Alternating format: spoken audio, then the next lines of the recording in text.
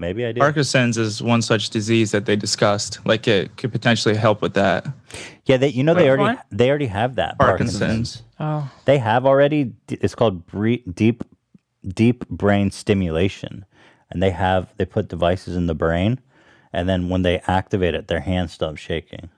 Wow. I'll show you a video. Can someone find a video? I just watched one recently of deep brain stimulation with a Parkinson's patient.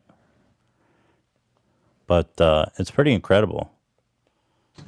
Yeah, for those kind of uses, obviously, that is game-changing and impressive and everything. I just worry, especially the aspect where you're saying, like, curing unhappiness and these abstract things. I mean, yeah, it's kind of loosey-goosey of what that means exactly. And if curing unhappiness means it gives me a serotonin shot when I buy a product from Amazon or something. You know what I mean? Like, it just...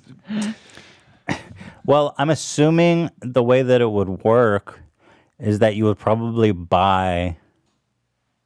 Well, wouldn't it like kind of transcend the need for like serotonin shots and all that?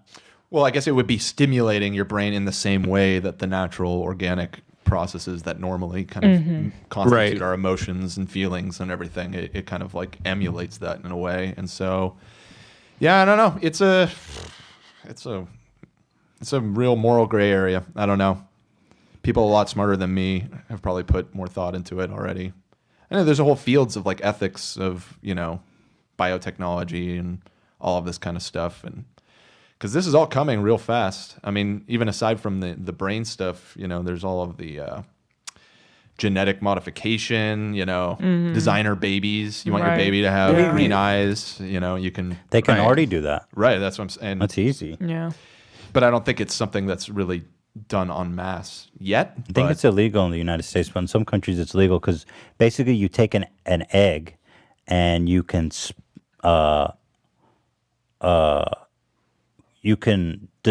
determine what are the characteristics of the baby. If it's male, if it's girl, the color of the eyes, et cetera, et cetera. And you can essentially determine what kind of baby you want just from which egg you use. So it's a really simple form of engineering your child. But more complicated stuff like intelligence, obviously you can't determine by an egg. Here's a dude. Something as simple as pouring a drink is no longer a problem, and those results are common. Deep brain stimulation is a remarkably effective therapy for symptoms of movement disorders. It can dramatically improve quality of life in patients with Parkinson's disease, essential tremor, and dystonia, and it has long-lasting effects. The surgery involves putting an electrode in the brain to modulate brain activity to reduce symptoms. For Parkinson's disease, for those patients who no longer respond to medication, the symptoms we try to reduce are those of tremor, rigidity, cramping, dystonia, and dyskinesia. Here's how the surgery works. Oh, that looks First, casual. a frame is placed over the head to stabilize I thought she had to cruise like Next, that. an MRI pinpoints the brain region where electrical nerve signals in the brain are misfiring. An electrode attached to a wire is inserted through a tiny opening in the skull and implanted in the trouble spot in the brain. After we place the electrode, we keep an enormous database of the impact that these electrodes have on patient outcome, the location of the electrode, and its impact on outcome. And so over the years, we've been able to determine exactly the best location. It's like they're trying to sell me. I know, it's like an infomercial. It's great. You don't need to sell me. Call 1-800 Deep Brain Stimulation. What signs and symptoms in the operating room predict good outcome? The brain electrode is connected to a wire leading to a neurostimulator placed under the skin just below the collarbone. Do they show that, Zach? The stimulator works like a pacemaker. Yada, yada, yada. 70,000 people worldwide. We have one of the largest movement disorder centers, not only in the United States, but in the world. So you see the shaking, and when they click the button, movement it stops. disorders neurologists who all specialize in various aspects of movement disorders. Here at UAB Hospital, 80 to 100 DBS surgeries are done every year. Dr. Harrison Walker demonstrates how when the stimulator is turned off, the tremors return. Wow.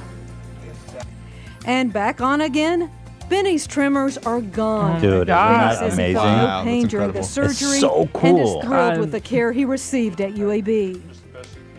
Open the hands wide as you can. Now open and close, big and fast as you can. Good. From the very beginning to the pre-op, to the actual operation itself, I feel loved, cared about, concerned. I'm going here. That I don't everything have Parkinson's, but I'm going there. They sold me. And it was. Benny Burton credits the expert and compassionate. Pretty cool. So there you go. I mean, that's so cool. Yeah. Wow. Theodore's going to get a brain implant. I mean, like, you know what I mean? That generation. The generation. This episode is mind-blowing. I wonder if, like, say we both have brain implants, if I can program your brain implant to think that my dick's bigger.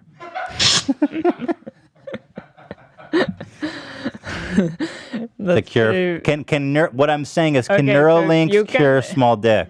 If you have 3 things that you could brain program me, Yeah. what would those be? Happiness. Yeah, happiness. My dick is enormous, and it's funny. It's just for you. It's not for me. I would I want my brain to think my dick is enormous too. I don't even care about the size. It's funny that's like. No, it is always the guys that care about it. Yeah. I don't think women give a fuck in general. Makes it even hotter. I do love tiny penises. Oh, Trisha likes little penis. So we'll program hers to think that her partner's is small.